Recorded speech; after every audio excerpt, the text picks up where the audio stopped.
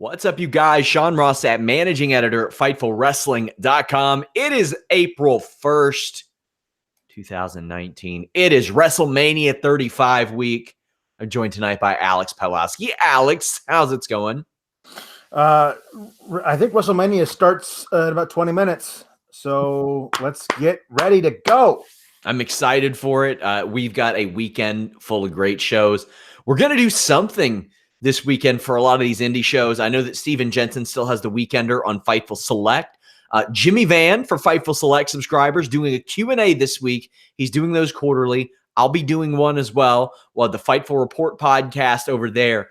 Subscribe if you all haven't already. I dropped some news on Jeff Cobb, a new Ring of Honor signing that's on the way. I'm going to drop some pretty big Ring of Honor news, at least as far as their office is concerned, on Fightful Select this week.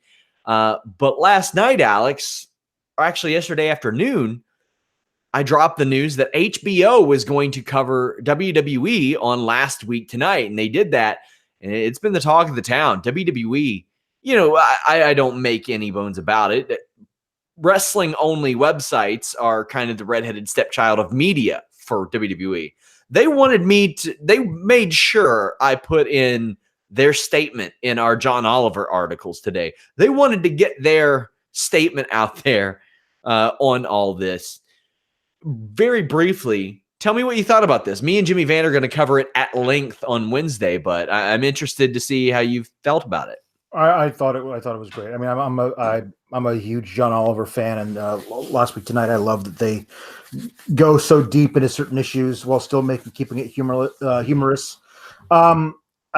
I thought there were, a few quibbles I had with this thing. I mean, a lot of what they used was very old material. Yeah. I think somebody pointed out to me that they had this thing with Bret Hart during his documentary talking about the WWE right after the whole thing went down with him and Vince. So it was kind of fresh in his mind. And then they said, Bret has a reason to be upset. His brother died in the ring working for Vince. But they don't tell you that Owen died after the clip was recorded that he was talking. So it's kind of like, I wish they had been a little bit more forthright about a few things, but the underlying sentiment of the video, of the clip, of the segment, it holds true. Like the independent contractor status is just nuts that they're allowed to get away with that kind of stuff. Myself and Jimmy Van are going to cover this at length. This is a topic that we have talked about often on the Wednesday show. So tune in Wednesday, 3 p.m. Eastern. It will be our last 3 p.m. Eastern Listen You Boys show. We are moving to 6 p.m. after WrestleMania. So make sure you guys tune in weekly. But this week, lots of stuff. Just upon first glance, I mean, I don't know any other websites that have covered WrestleMania weekend extensively as we have. I spoke to Triple H on a media call last week. Of course, he's going to be on WrestleMania. Also, he had a big hand in NXT TakeOver. I interviewed Jeff Cobb. Stuff out of that is coming for the New Japan Ring of Honor show. Talked to Tony Schiavone ahead of his show. I think it's the day after WrestleMania. But, man, it doesn't stop there. Joey Janela, who's going to be on the spring break shows. Joey Ryan, who is on Penis Party, as well as DDT Pro, Impact Wrestling, and a ton of others. I spoke to Anthony Bowens. If you all haven't checked out my pinned tweet, go ahead and retweet that if you all don't mind. Anthony Bowens is such a unique story. He's had 2 official tryouts, one of which I was at, another informal tryout, and he hasn't been picked up yet. I was able to talk to Santino Marella, who actually discovered him at the gym, who went up to him and said, "Hey, you look like a wrestler." And Anthony Bowens was like, "Well, that's interesting because I love wrestling. I actually came here to meet pro wrestlers," and ended up kind of discovering him. I was able to speak to a source at the WWE Performance Center who spoke very, very highly of Bowens and kind of revealed a little bit of stuff, saying that they've got their eye on Anthony Bowens. This is a guy you all want to keep your eye on. I'm very proud of this article, very proud of that interview. He is a name that you all want to look out for. But our schedule this week of live coverage and discussion, if you want to talk about any of these shows, you're in luck. Wrestle Pro, does funny equal money? We've got Hornswoggle in a street fight against Dan Maff. Santino and Colt Cabana are teaming up on this show. You got Family Reunion at 4 p.m. on Thursday. Orange Cassidy versus Jonathan Gresham. That is such a fantastic match that I didn't know that I needed to see. Josh Barnett's Bloodsport at 4 p.m. Eastern. Actually, that family reunion show is at noon. But Josh Barnett's Bloodsport, continuing the tradition of Matt Riddle's show. There's the WrestleCon Super Show at 7 that night. Will Ospreay versus Bandito. Impact Wrestling's United We Stand. We're covering that. AIW Slumber Party Massacre. All the way through. We got an entire list of these events. Just an amazing amount of stuff. Alex, outside of WWE stuff, is there, I know that you're kind of limited on your time in that regard, but is there a match or show that has stood out and you've been like, man, I can't wait to see that? I'm going to try and catch as much of the G1 Supercard as I can. It may wind up just being highlights that I could find after the match. Again, I keep thinking about this weekend, and everything that comes down to me, TakeOver is just absolutely insane. That card. There are 4 matches on that card that might be match of the year contenders in my head that could wind up being that. So I'm super excited for Friday. I may need all of Saturday to recuperate before Sunday.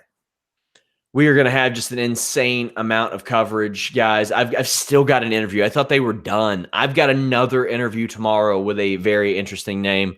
Yeah, that's what I'll say. A very interesting name who has been in the news of late. But we got Monday Night Raw to talk about.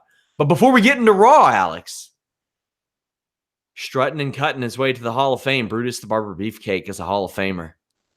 He is indeed. So is the Zodiac and the Disciple and the Butcher and the Men with No Name. Ed Leslie had a lot of names. He did a lot of stuff. Listen, I watched enough Brutus the Barber stuff when I was a kid, so I knew who he was. And I remember, like, why is the barber wearing zebra face paint for the Zodiac? But it took me until I think about 18 months ago for me to realize that the Disciple was Brutus the Barber Beefcake. He was unrecognizable. With the blonde hair and like the Hogan cosplay, it really looked like Hogan kind of had like a mini-me. It was very, very weird. But I mean, hey, it's Brutus the Barber. What was a major staple in the late 80s, mid to late 80s. Like it's kind of one of those guys like, really? He's not in yet? Kind of a thing, you know? He was super over when I was a kid, man. Just so over. Let's get into a few questions before Raw. Again, if you send a super chat, doesn't matter the amount, on our live YouTube, we will answer your question. Charles Haskins had asked, what impact will Shayna have on the WrestleMania main event? I don't think any. I don't think she'll have any on it because she doesn't need it. I think maybe she shows up next week, if at all. I mean, the only thing I could think of is if they have some kind of long-term booking planned out. There's this growing sentiment of being the WWE 4 Horsewomen standing tall at the end with all their belts and whatever, something like that. If they wanted to have some kind of long-term thing planned out for Survivor Series or whenever, to start the inkling with the MMA 4 Horsewomen coming at least to the top of the ramp, or maybe even down to the ringside, maybe even getting in the ring and saying, hey, we're here too. Maybe, but I don't think Shayna has any actual impact in the match itself. Charles also asks, was NWO sold out the worst pay-per-view ever? I'll say no, just because it had Eddie Guerrero versus Six and that ladder match on it. Yeah. So no. Plus, Heroes of Wrestling, December to Dismember, those existed, man. There were some pay-per-views in what I consider the dark ages of WWE. Yeah. Like there's some 2011 shows, if you went back and watched, you'd be like, man, look at all these guys who just aren't around anymore. And not just aren't around, got all the way out of wrestling because they were so jaded by the product then. Any thoughts, Alex? No. Yeah, there were some really rough times in WWE. And I mean, like, listen, the thing about it is that none of them was bad as sold out. But remember that time for a while there, we had like 2 per month, one SmackDown and one Raw, and they were just like, hey, this has no build. Why don't you guys go out there and have a match? And the matches were usually good because these guys are professionals. Yeah. But sometimes it was like, I don't know why this is happening. Jacob Noble says, what's your favorite smaller independent promotion? Well, it depends. If you mean small independent promotions in general, I love PWG. But if we're talking straight up like smaller, I think Riptide does some great stuff with the way that they filmed a lot of stuff. I think that they're really, really good, and I enjoy that. Alex, do you have any that you point out? I think Zelo Pro is doing some interesting stuff too. Actually, up in your neck of the woods, Alex, they got some stuff up like towards Milwaukee. Yeah, there's I can't remember the name of the promotion, but they're coming to the West Alice not Armory. I forget what it's called, but it's this thing. It's like a few miles from my home. Mr. Kennedy is headlining. Yeah, and so it's the poster's really funny. It has a bunch of guys I've never seen before, and then Mr. Kennedy. And I'm like, well, that might be something to drop in on. But listen, there's little places all over the country that are doing cool stuff. Dolphin Ziggler says, is that a microphone or did you eat Blue Chew? Well, why not both? And finally, do you think WrestleMania will go 8 hours? No, I don't. I think it'll clock in under 8 hours. What do you think, Alex? Yeah, I mean, the pre-show is supposed to start at 5 p.m. Eastern. 8 hours makes it 1 a.m. Like, I don't know if they're going to 1 a.m. But listen, the other thing is that they got really lucky that the weather is supposed to be decent, but the lows in the evening are still going to be, I think, in the low 50s to upper 40s. Nobody's going to want to be out there for 8 hours sitting there freezing their butts off by the time the girls come out and do the main event. So Stephanie McMahon comes out on Raw, makes an April Fool's joke. I missed the joke. What was it? The joke was that I'm going to put a fourth person in the main event. Me. That's pretty good. Well, listen, the whole thing is that if she had actually done some build up to it and like actually had been serious about it from the beginning, I might have bought it, because somebody was like, you know what, just go whole hog and put Stephanie in the thing. You know what? Screw it. Let's get nuts. But the fact that she immediately said April Fools kind of took the sting out of it. But it's good that they know who this person is and that we would all believe that.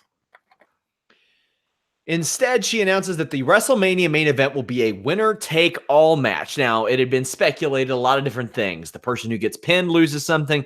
Alex, I know you had qualms with that, but I think there is major motivation there in that you win the most important women's wrestling match of all time, regardless of who you pin. Right. Well, we don't have to spend a lot of time on it because that's not the direction they went in. But the whole build has been, this is for the Raw Women's Championship. So the one who actually has that belt wants to defend it, and the other two want to get it. If there's a scenario by which you can come into the match and pin somebody where you don't get an additional piece of hardware, I feel like nobody will be pinning Becky. They'd all be Ronda and Charlotte will be trying to pin each other so they could actually win something additional in addition to what they already had. But they're not going in that direction, thankfully. And so I like this idea. I like the idea of whoever wins, whoever gets the pin or the submission, takes all the hardware out of the match. Now, that creates some questions for afterwards, like what do you do then? But I guess we'll cross that bridge when we come to it. Yeah, we got a super chat from Dylan Saltz who asks, any chance we see Conor McGregor on Sunday? There's always a chance. I wouldn't count on it, especially considering the investigation going on surrounding him. I would be very shocked if that happened. Also, any news on the Good Brothers and Tatanka? Yeah, it is #off season for the Good Brothers. They're still in the Battle Royal and stuff, but right now, I wouldn't expect them to re-sign unless WWE pulls off something crazy. It doesn't look like they're going to come back. I know that Anderson just bought a house in Florida. That's handy. And Tatanka, he's in a big title match on the G1 Supercard this weekend. So no up-to-date information on him. I haven't even heard that he was planning on leaving. But back to Raw. Paul Heyman comes out, goes off about Seth Rollins. says that Brock Lesnar will violate him.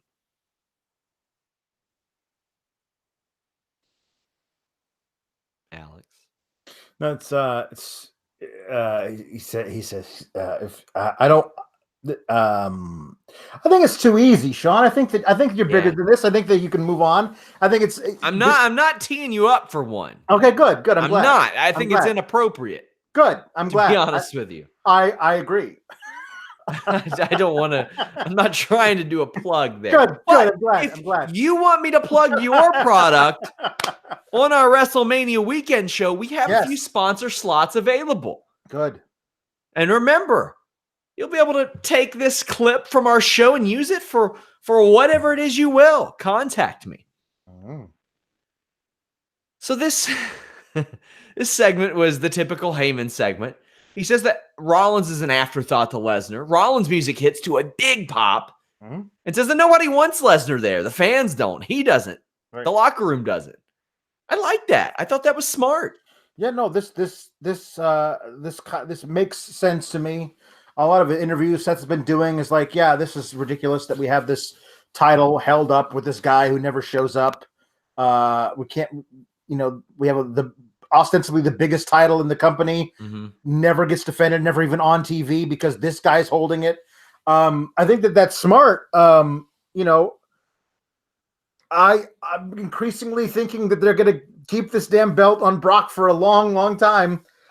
So all this stuff that Seth is saying, it may all just be, fluff to get us all worked up so that the heat, Sean, if Seth were to lose on Sunday. Yeah. Rollins gets a great ovation for saying that. And then Lesnar bumps into Rollins, which I thought was just such a good heel dick thing for him to do. Yep. It was work. It worked. And then Rollins punches him in the penis, right in the penis. Yeah. Multiple times. Yeah. Now, there was one moment where Rollins went airborne on a German suplex, a big one. But other than that, it was Rollins whipping that ass. Yeah.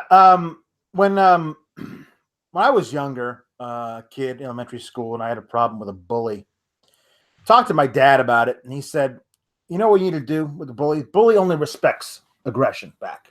So I want you to walk right up to that bully tomorrow morning on the playground, and I want you to kick him right in the dick.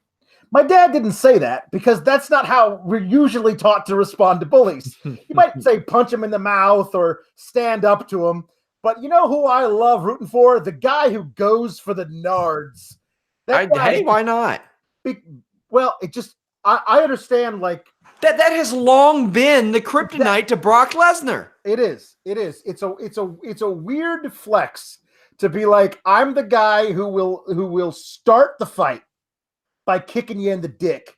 Is a weird way to position your top baby face ostensibly on this brand. Well, I thought it was fantastic. Leave us a thumbs up if you all are watching live on YouTube, by the way. Backstage, Seth was like, yeah, I did hit him in the nuts. He deserved what he got. I'm not champion yet. So whatever. I think. Yeah, cool. That's fine. His reasoning's fine. Up next, we had the Divas of Doom and the Boston Hug Connection defeating the Iconics, Nia Jax, and Tamina. I just want to take this opportunity to say that I think that Jeff Hawkins, the only reason he's going to the Final Four this weekend and missing our shows is so we don't browbeat him over his accusation that Beth Phoenix may not be in her physical prime. Because, gosh darn it, she is, Alex. She looked amazing in this match. Yeah. She was the glue in this match. I'd like for her to come back full time and be a major single star in the women's division. Like she doesn't look out of place at all.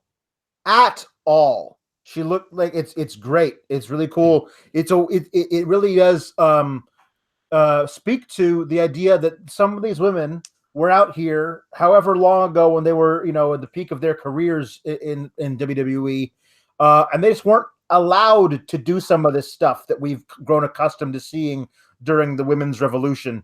And here she is. She says, "Oh, I can hang with you chicks. Let's go." And she looked great. She looked great.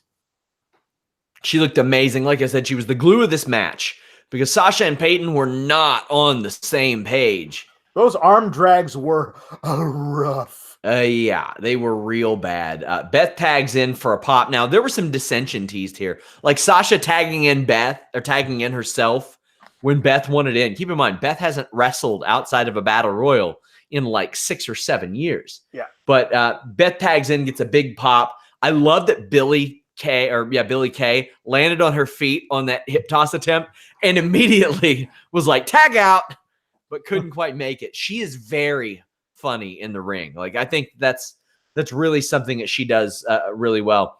Beth puts over her strength by doing that elevated knuckle lock. The Iconics taunting in the middle of the match didn't make sense. Just it's what they're allowed to do. What they're asked to do is to be those people all the time. Yeah.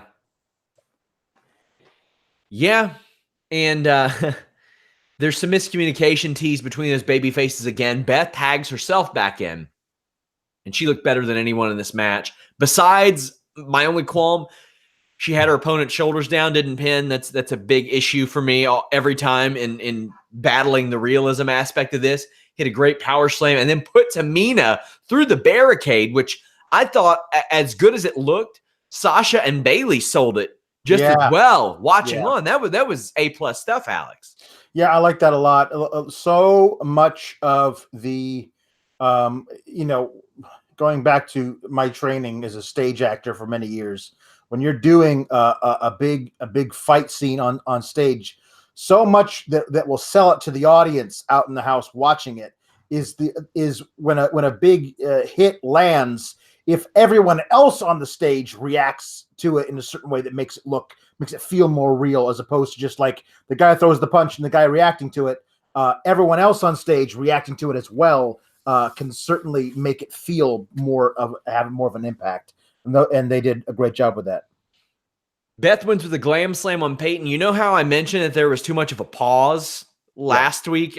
That was not there. I mean, it's still there, the hesitation thing a little bit, but it's way sped up, Alex. This one looked real good. Yeah, and listen, I am a sucker for the heel who knows what's coming and reacts very, very scared way. Yeah. Kevin Owens used to do this great stuff where he was like, "Oh no!" Like, he always knew what was coming, and he hated it. I loved Peyton's reactions, being up in the air, going like, "Oh crap, this is not going to be good." Her screams, it sold everything so much more. Batista comes out, just shows a video of him beating Triple H a lot, and says, "Triple H, kiss my ass." Why would he? What else does he need to say? He has Triple H's number. This is so great because it plays on all the tropes of everything. Like, I love that Batista, having been gone from the company for so long, but knowing by heart what the normal things you do to sell a match like this are. So he comes out and he throws to a video package, but he just points at the big screen. That's all he does. He doesn't say anything, and the video starts playing. And instead, because usually would say, "Hey, blah blah blah blah blah blah," 2-minute speech, but Triple H and I have a bit of a history. Check it out. Like, that's what normally would happen. No, he just points. And then afterwards, instead of another 5-minute speech talking about recapping the video recap that you just watched, he just says, "Triple H, kiss my ass," and walks off. It's perfect. I love economy of storytelling. When you've got this point, we all know what this kind of history is. Thank you for refreshing us. And now let's get to the match. Perfect. No Triple H on this show. Do you think he needed to be here? Because I don't. No, it's fine. This is a kind of a match where this is built in for the nostalgia of that kind of thing. And I also love the idea of not only is it, for Triple H's career and Batista's career or whatever, but there's that thing of Triple H has never beaten Batista. I mean, like that's also a kind of a cool motivation that they're able to add onto this as well. So I don't know if you noticed, but Batista kind of said goodbye to the crowd, like stepped out a little bit. That is his hometown crowd. I'm sure that means a lot to him. Yeah, no, absolutely. The animal Batista. That was the other thing I was watching is that it's weird to like because Batista now to me is more. He's more the guy from Guardians of the Galaxy. He's more Drax than he is the animal Batista anymore. So I kind of you forget some of the stuff from his career. And watching that video package, I was like, man, this guy. I remember when he would come out and do the machine gun thing with the pyro and everything. That this guy was also what a banger of a theme song. I Walk Alone thing. That was just great. I miss Saliva a little bit. Just unapologetically. Just a little bit. Yeah. they had some songs that were just perfect for WWE. They really did. Especially that era. I mean, for the love of God, I believe Josie Scott even admitted that Ladies and Gentlemen was inspired by WrestleMania. Yeah. Which, I mean, why wouldn't it be? And of course it became a song for WrestleMania. But like Superstar, that was perfect for WWE. Perfect. And this song was just perfect for WWE. Yeah. But yeah, man, Batista's beaten Triple H every single time. All 4 times they face each other. And you know what city they're in, Alex, right now? DC. You know what they have in DC? Monuments. Monuments. That's true. They do have monuments. You know how you get monuments, right? Well, I'm assuming you build them. You have to zone them for. You get the. Oh, yeah. I'm saying, Alex, you erect them. Ah, yeah. And if you want to erect your monument, BlueChew.com is there for you. You know what? Maybe your monument's already erected, but you want to reinforce it. Blue Chew can help you. Blue, like the color blue. You can increase your performance and get that extra confidence in bed. Blue Chew brings you the first chewable with the same FDA-approved active ingredients as Viagra and Cialis, so you know they work. You can take them anytime, day or night, even on a full stomach. Since they're chewable, they work up to twice as fast as a pill, so you can be ready whenever the opportunity arises. They're prescribed online and shipped straight to your door in a discreet package. No in-person doctor's visits. No waiting at the pharmacy. No more awkwardness.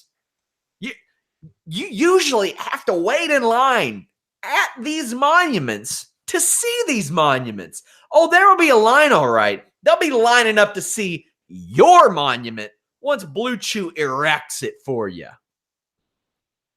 Right now, giving it to you for free.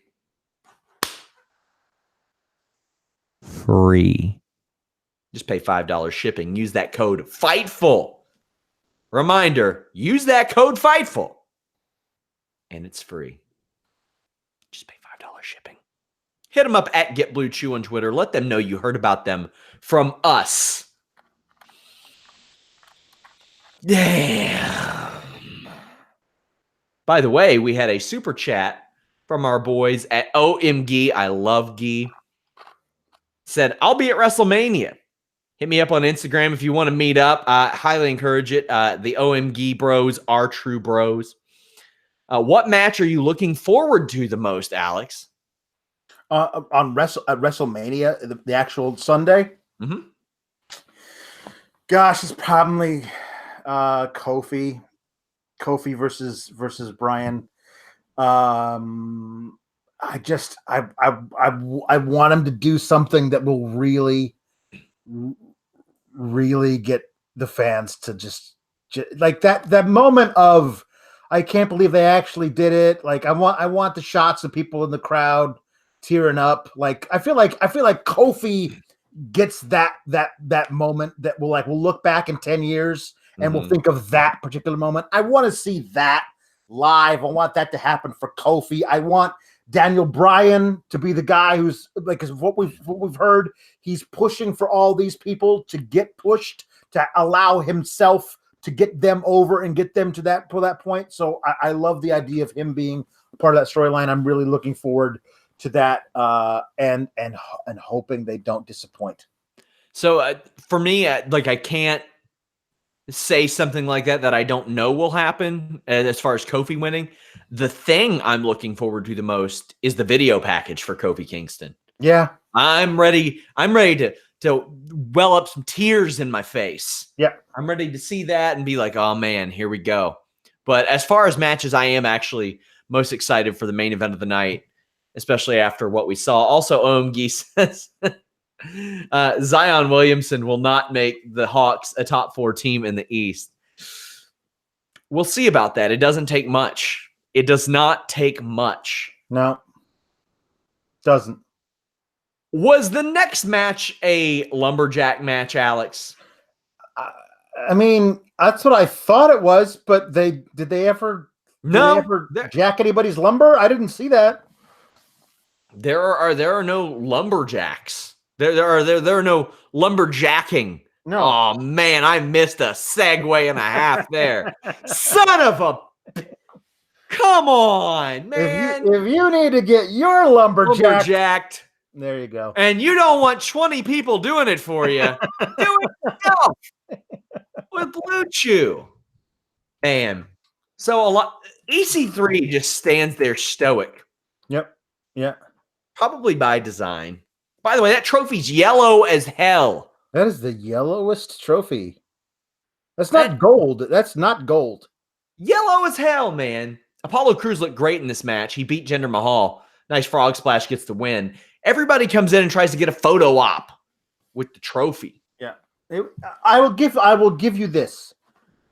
The photo op idea is one of the most clever ways to get everybody in the ring, throwing everybody else out of the ring that I've seen in a while. Usually it's just this, hey, we're going to have a battle royal this weekend. This is a refresher of what that might look like.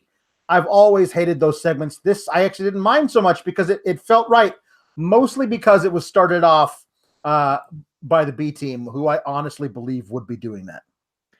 Yeah. Time to make a statement. Everyone throws everyone else out. You know the drill. But I was watching this too, and I was like, I guess I would have to go back and look at who else from like SmackDown is being included. I know the formerly known as Mustafa Ali is in it. The Hardys are in it. But I was looking at all these jabrones out there, and I was like, if Braun Strowman doesn't eliminate all of these men by just yelling at them, it's just ridiculous to me that these guys are in this match.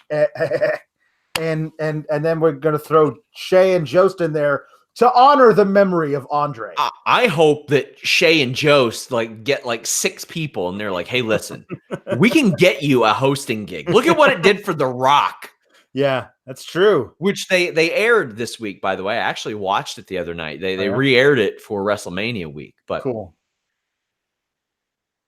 PRG Smidget sent a super chat that says, are we going to ever get another Blue Chew collection video? I think it'd be great. Love the content as always. Yes, you will.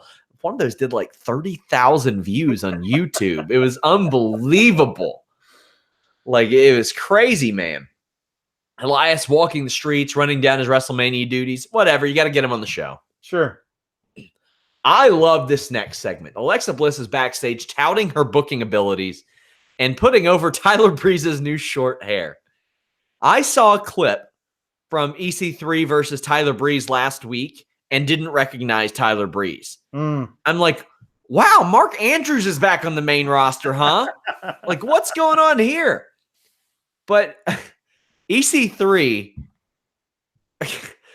understanding the criminal misuse of his booking, I think, contributed to the slapstick nature of his laugh and his performance. And I thought he played it off perfectly. He played it off like a guy who had waited to talk for 4 months, but knew he probably wasn't going to get to say a lot worthwhile. Yeah. Yeah. This was fine. I like this. I mean, nobody's ever going to replace Dango, but I like EC3 as being a possible partner for Breeze's mischievous backstage. Yeah, Braun shows up and EC3 is like, "Oh, I'm laughing at those two guys who are watching Weekend Update over there." Yep. Braun finds them, tells them he's going to fight them. Later he does and absolutely squashes them and mows them down, Alex. Yeah, well, one of the guys is a person of color. The other guy's a white dude. And so he says, "You're Colin Jost, and you're Michael Che, and I'm going to beat you up just like I'm going to beat them up on Sunday." Because of course that's what they did. Because I don't think that's why they did it. I think they just happened to have some extras around. Well, yeah, but I feel like they definitely made the black guy Michael Che and the white guy Kevin Owens. Why not? Why not? Exactly. But it was a whistle. You want the fake Colin Jost from New Delhi? No. I just well, I think that'd be kind of funny. No, it would be. It probably would be. If it was a Singh brother and he called him Colin Jost, it'd be kind of funny.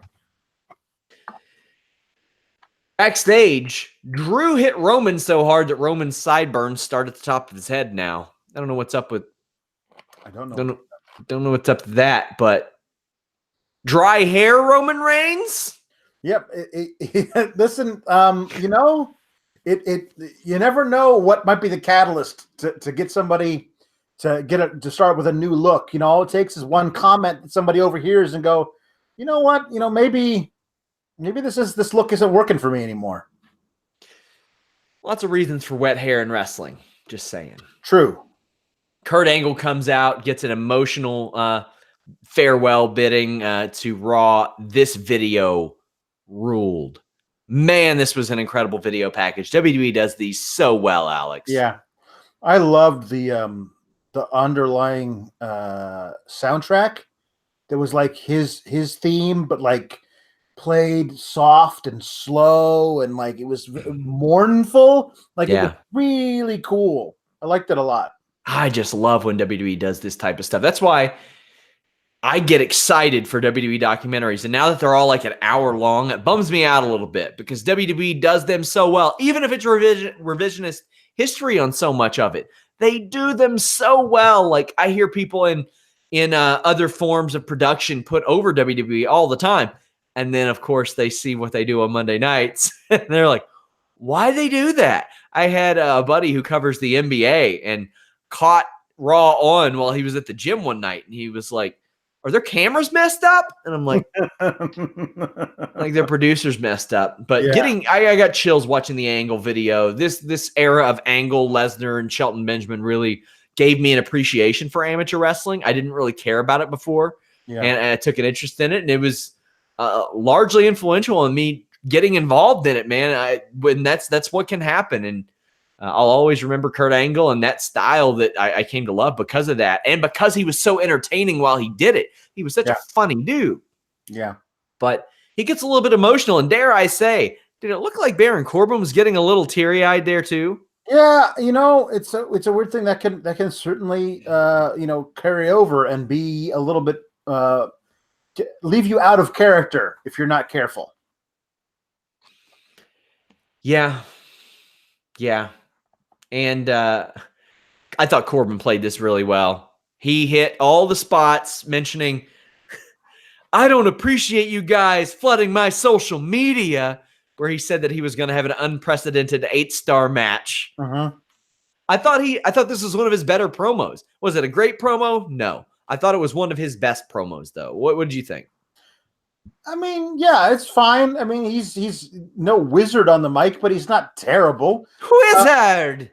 But it's a weird thing. Like, I don't understand. There's no way for him to get over here. Like, it's like, even if people are like, oh, but he's supposed to get heat. Like, well, yeah, but not in this way. Like everyone's just sitting there going, like, I don't again, like I've not seen one person defend the idea of him still wearing the dress shirt and slacks while wrestling.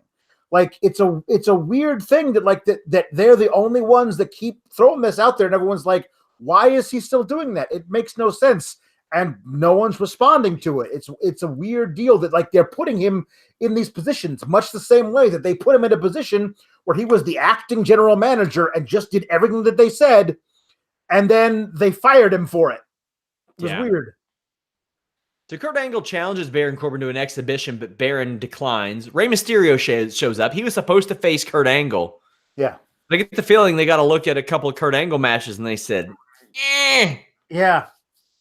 But that's just my hunch. Corbin attacks. Rey and Angle take him out. Rey tries to do the Steiner pose with Angle, but Angle's like, I don't know what the fuck you're doing. I don't know what's going on here. What's going on? Why are you between my legs, bro? I can't move my neck to look at you anyway. So I'm going to go ahead and cover this match because there ain't no use in us waiting till the end of it. Yeah. I did think it was very funny that Corbin was announced as DC's favorite son, and he's from Kansas. He's from Kansas City. Yep. Mysterio Hurricane Ron'd Corbin over the top rope, got caught with a punch. We come back from a break to see Corbin ripping the mask off Mysterio. I thought that at a brisk pace, this match could be really good. This was neither really good or at a brisk pace. This match sucked, Alex.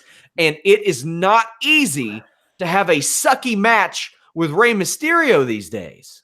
Yeah, this was bad. This was really bad. A bad, straight up match where Rey Mysterio loses clean to Baron Corbin in the final segment of the Go Home WrestleMania Raw is not an April Fool's joke. It's just straight up sadism. I don't understand any of this. Like when this became the last segment of the night, the last match of the night, I was like, oh, well, there's obviously going to be shenanigans somewhere along here, but there wasn't. It was just, this is it. Well, by the way, we also have the biggest show of the year this Sunday, and there's no better way to get you hyped for that than this 7 minutes of rest holds. Like, I don't know. Snail's pace. Like, it was so bad. I thought Rey had gotten legitimately hurt, but he's busting out springboard head scissors, tilt-a-whirl DDTs, 619, but then misses a frog splash. Our review is way more exciting and faster paced than this match. This match blew so bad. And from an execution standpoint, it was fine, but God, was it was a 2005 Friday night SmackDown match. Yeah. Man, was this bad. A deep six wins it. I like that. Yeah, listen, it is rare that you and I will take a Baron Corbin match that ends with a deep six and tear the match to shreds. That's how bad the match is. We are begging for Baron Corbin to win 30% of his matches with a deep six.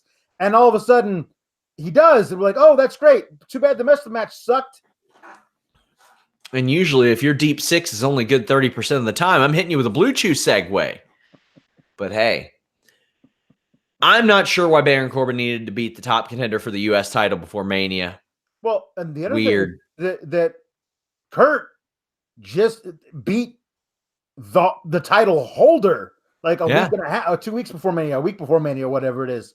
So yeah, really looking forward to that U.S. title match. Great build to it. Weak. Angle applies the ankle lock on the ramp. That ends Raw. Now, we're not done talking about Raw because we've got more exciting shit to talk about. But that ended Raw. That was the end of Raw. That was what they did. And somebody said, I saw this on my timeline, oh, they're going to use this as an angle to get Corbin out of the match on Sunday. They're going to say that Angle hurt his ankle, and therefore he can't compete, and that's how we're going to get to the Cena thing. Sexy Kurt does make people's ankles hurt. He does. It's true. He's a sexy Kurt who makes your ankle hurt. But, I mean, if that's the case, fine. I don't see why this had to happen in the main event of the Go Home WrestleMania Raw. Weak, man. We're going to preview not SummerSlam. Maybe. I mean, who knows? WrestleMania will end about the time SummerSlam starts, but not that I'm complaining. I'm strapped. I'm ready for a week of wrestling. Anchored to this desk. I am, but we're going to preview WrestleMania tomorrow and make our predictions. But Lots of stuff going on. And still lots of stuff on this show. Heavy Machinery against Rude and Gable. And what was there to talk about? Nothing in this match got over except for the Caterpillar, which it is. It's, yeah, hey, cool. Lacey Evans distracts everyone. Why? Because she's going to win the Women's Battle Royal on Sunday. That's probably what I mean. That's the listen. At this point, I am not a fan of Lacey Evans, her work, her character, I'm not a fan of any of that. But at this point, if you don't have her win the WrestleMania Women's Battle Royal, what has this been about? And again, like here we go. We have Rude and Gable, who are the most recent tag title holders on this show, not the current ones, but the most recent ones, who are getting just worked over pretty good by dudes who were on Main Event last week. Like, the tag division is so dark right now, man. The ceiling for Heavy Machinery to me looks like Bushwhackers. The ceiling for them is to be the fourth team in a four corners tag title match at which they've done. Oh, they've already done it. They've already done it already. But I'm saying like, oh, we're gonna have this build. Gee, who's the top contender? I don't know. Well, there's three teams. They're all gonna face that's their ceiling. They're the comedy team that never wins the title. Or they're the Godwins who actually do win a title along the way, but are forgettable otherwise. Alexa Bliss can be their Sonny. That's it.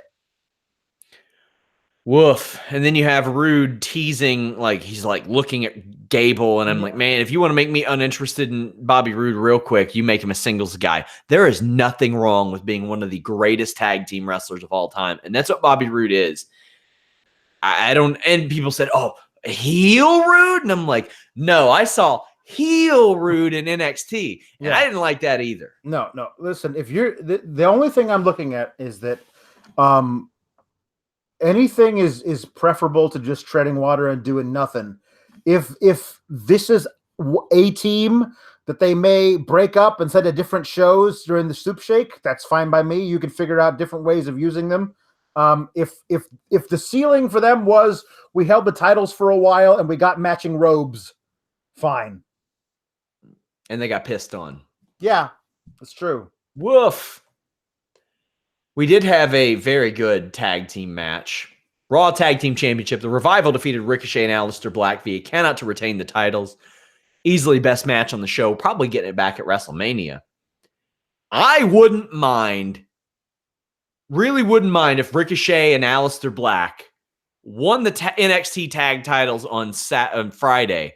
And then WWE was just like, not winner take all, just the three best tag teams in the world, Raw, SmackDown, NXT tag champions in a triple threat tag team match at WrestleMania. Go tear the house down. I'd be okay with that. Oh my God, it would be certainly preferable to whatever they're planning on doing. Because currently we don't know anything about the tag title picture on SmackDown. We don't have any clue what's going on there. There was speculation that somehow Ricochet and Aleister Black would get a shot at the SmackDown tag titles, and then the Revival would, I guess, they would face Heavy Machinery, who looked really good against Bobby Roode tonight. Well, I feel like I'm ready to hear that sound come out of your face again when we talk about what were these sound effects.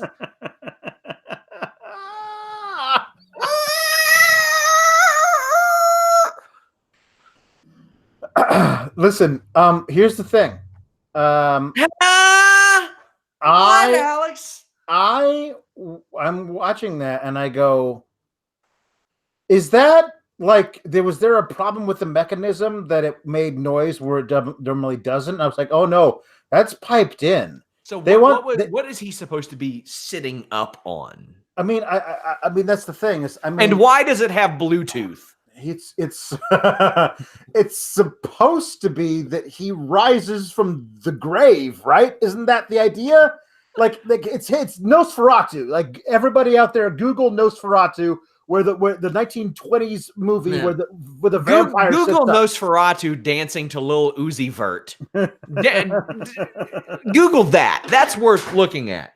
Listen, but I understand what he's supposed to do, and the problem is the way that they have his entrance set up is that in NXT you didn't see the board. yeah. In this one, you see the boards. You're like, well, if you're gonna see the board, the illusion is ruined. So let's make the board creaky, like he's haunted, like it's a Scooby-Doo house or something. They do have Scooby-Doo movies. Oh, he's gonna be in a Scooby-Doo movie for sure. Oh, he's absolutely that is his for the best coverage. Get Cricket Wireless. That's Aleister Black. Aleister Black, yes. Yeah. He is for sure going to be in a Scooby-Doo movie. Yeah. Well, this match is good. It's not the paint-by-numbers Ricochet and Aleister Black match I've mentioned in the past. Ricochet did a nice double Rana that he almost ate duty on. Yep. Dawson got a great Northern Lights suplex. Ricochet's hot tag is exceptionally toasty. He does my favorite neck breaker, besides Brian Pillman Jr.'s. I love his swinging neck breaker, but he does the old Hurricane Helms neck breaker. Yeah. Where you jump up in the air and then you just yank them down. That one is really, really good. But the highlight of this match is that gory bomb that Dash Wilder did from both sides, from Ricochet, from Dash Wilder. Great. One of the best I've ever seen. And there have been some good people that have done that move, Alex. Yeah, no, this is the thing is you're letting the Revival work. You're letting them show that they're not just these Arn Anderson clones, that they have all these other things that they can do as well. We've seen them pull out that old power and glory finisher, the superplex into the splash that I've loved in the past. These guys are really, really good. This whole sequence near the end there with the gory bomb, Ricochet just sprinting into the corner and just flying through the air like he's Superman into a tope con hilo. Not over the ropes, over the ring post. That's nuts. And also the incredibly clever way they got to the finish. Yes, I like Kyler James's explanation for the creakiness. It's because he's moody. You remember. Wilder does another great tornado DDT to the floor, and Ricochet flips over the turnbuckle outside the ring onto the Revival. But Dawson, underneath the ring, holds on to Ricochet's foot to where the ref can't see it. The ref couldn't see it. Yep. And it gets to Ricochet or gets the Revival to win. Now, Black Mass hits on both guys after the match. This was just good stuff. It made sense. It gives you a reason to run it back. I'm cool with it. I like this. This was good. Yeah, the pay-per-views, I think the pay-per-view, the pre-shows, like I think 4.5 hours. So you got to fill it with matches.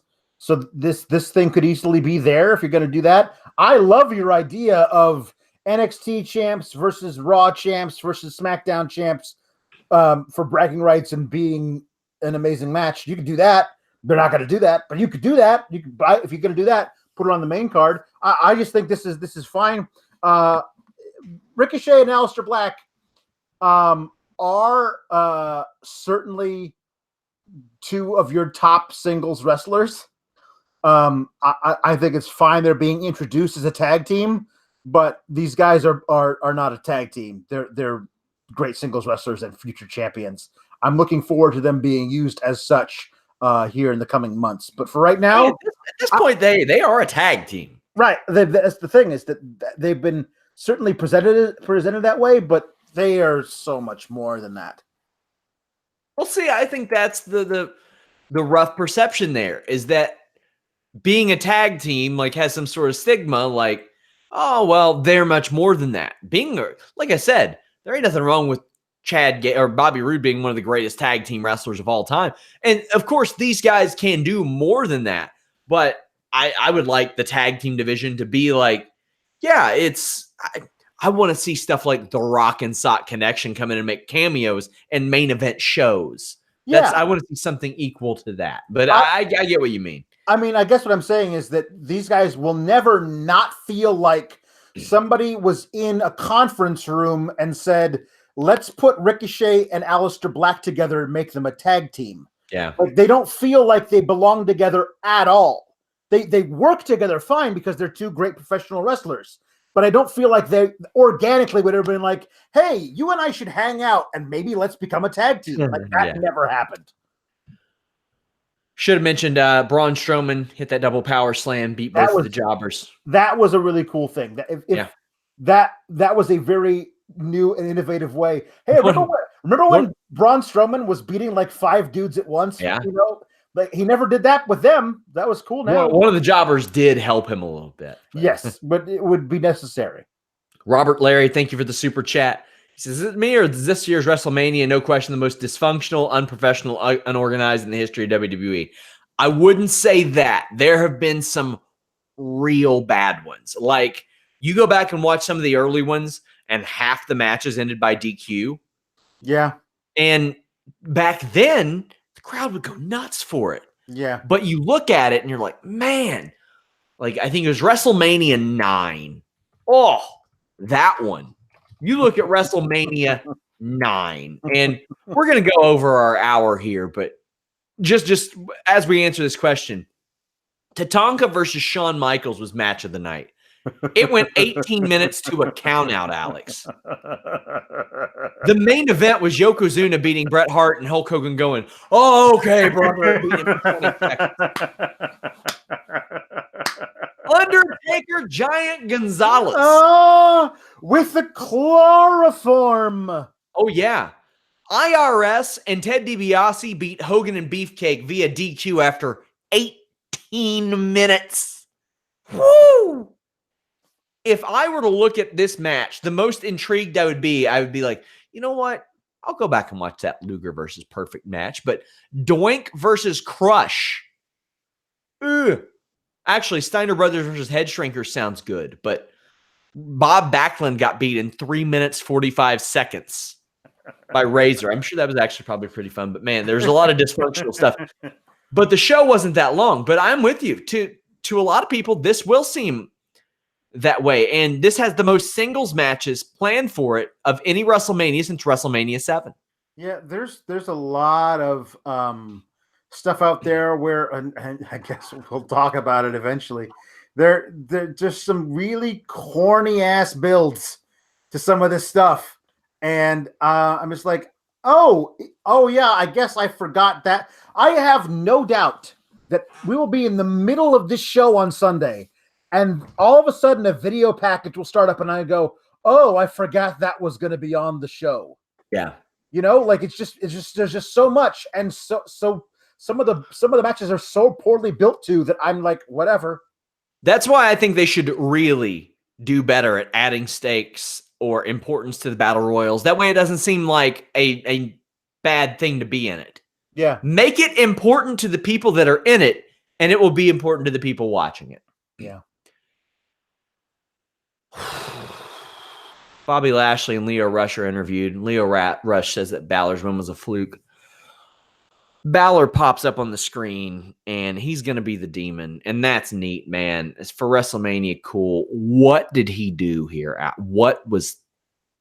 Huh? Well, you see, there was a fog machine near him. He choked. And the fog went around him, and then he transformed into the demon, and then he did this. Man, it's going to be all over Stan Twitter for the wrong reasons. Yeah, it is. Boy. Man, that man gets sexually harassed to a degree in which I have never seen before on Twitter. Hey, remember that match he was supposed to have with Bray Wyatt where he was going to be the Halloween demon? He was all orange, and then Bray got sick and they couldn't do it. No offense. If Balor's not going to be the demon when he's facing Brock for the Universal title, what is it? Why is he the demon facing Bobby Lashley for the IC title? He only does it when he wins. You know the drill. It's just bad. Let's talk about what people came here to see. Yep. Whew, boy. Let me make sure. Okay, yeah. So the gimmick here was if Charlotte, Becky, or Ronda turned on each other in the match, they would be out their WrestleMania opportunity. We see Charlotte promo, Becky promo, Ronda does, lives up to the meme, does some of the worst shadow boxing ever. We're talking some real, like, probably recently trained with Edmund Taverdian level shadow boxing. Real bad, like just shoulders and elbows and wrists all popping out of their sockets simultaneously. Here we go, Sean. Here's my impression of Ronda doing shadow boxing. This is pretty accurate. My college roommate doing Wii boxing. It was just her doing this. Look at a flick at a wrist. Look at a flick at a wrist. Wii boxing right here, the champion. Whew. It was bad. Becky tagged Charlotte hard. Becky gets worked over. Took and gave some really tough strikes against the Riot Squad here. I love the new deathlock that Logan's doing. I've seen Rhea Ripley do it as well.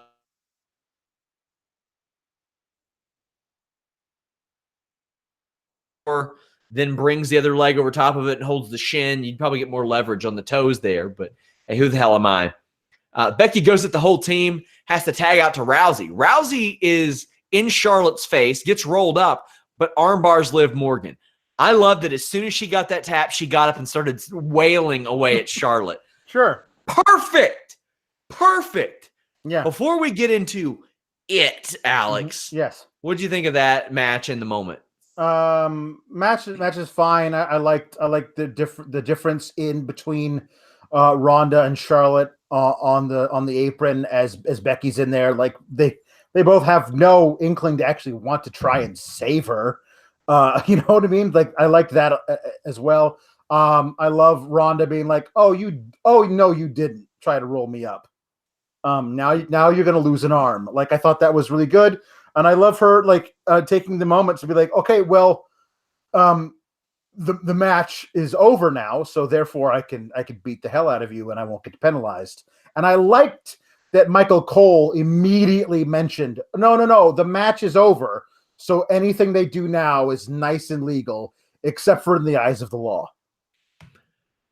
What we saw after this was one of the most entertaining things I have ever seen in my life, wrestling or otherwise. Alex, I almost had an asthma attack in my floor from laughing so hard at this.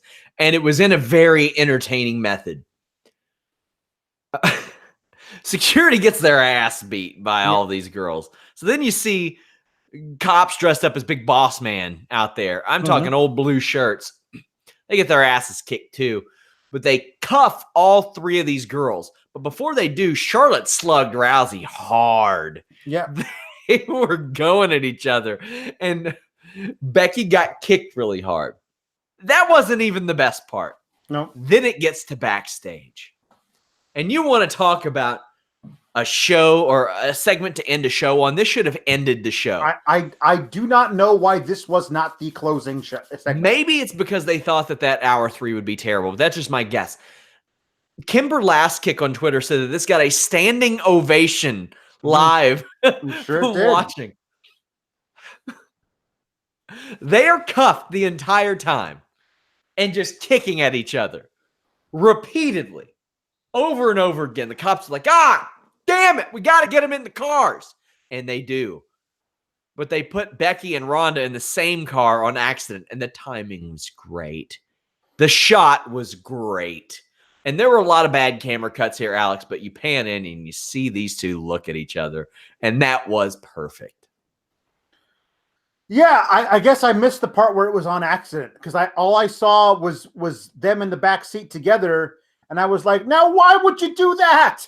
Obviously, they're going okay because they were just trying to get them in the car in a car respectively. And they start kicking each other, and they gimmicked the glass to where Rousey would kick it out. Yep. Amazing. Good. Amazing.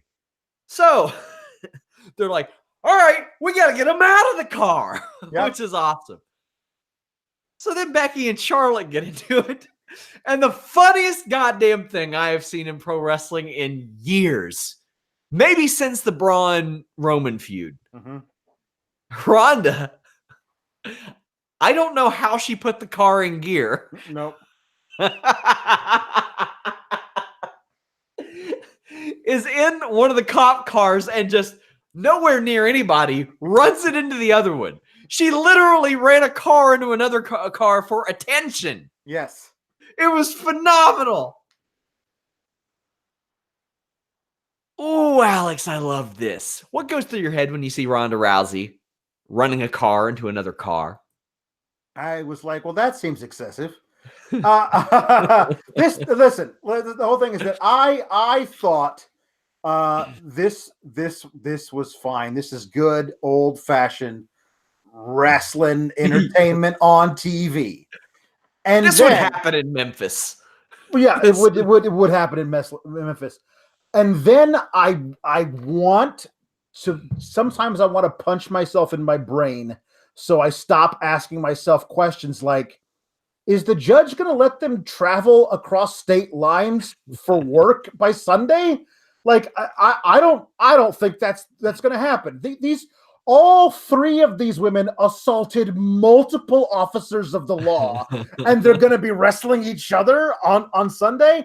So that's the whole thing, is like, I understand that that's not true, but there's just certain things where I was like, I love the entertainment value of it. But then if you are going to be the company who for this entire build has like gone back and forth about what's real and what's not, and there's build for other matches where it was like, my name's Paul and your name's Dave, everything's real here.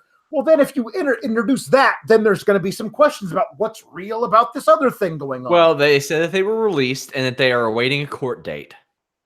Okay. So throw your bullshit away, Alex. All right, fine, because I'm sure that's how it actually works. When you assault multiple officers. Jeff works in the legal system. He told me the same night that he told me that Beth Phoenix was not in her physical prime. That's true. So there you go. There you go. But Becky is screaming, "Kiss my feet!" after she kicked somebody in the face. Yep. And then Rousey has her head out the window, screaming. Yes. And Charlotte hits a, by God, V-trigger. Yes. And Rousey's head bounces off the side of the door frame. Yep. Amazing. That's a GIF for all time. This was an amazing segment.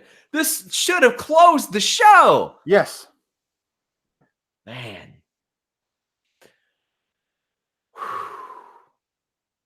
I loved. Hey, somebody said Jussie Smollett can get off scot-free. Why not them? You know, you bring up a good point. Let's end it there. Anyway, leave us a thumbs up. We are here right after WrestleMania. We are here after NXT. We're here after G1 Supercard too. Warren Hayes is going to be on some of these shows with me. Alex on some of them. Jeff Hawkins will not be. He's going to go to Final Four to see Virginia play. I don't blame him. But we're going to be here after SmackDown and also listen to your boy Wednesday at 3 p.m. Eastern. You can subscribe to Fightful Select and get a lot more coverage. Guys, I'm dropping a lot of exclusive news over there.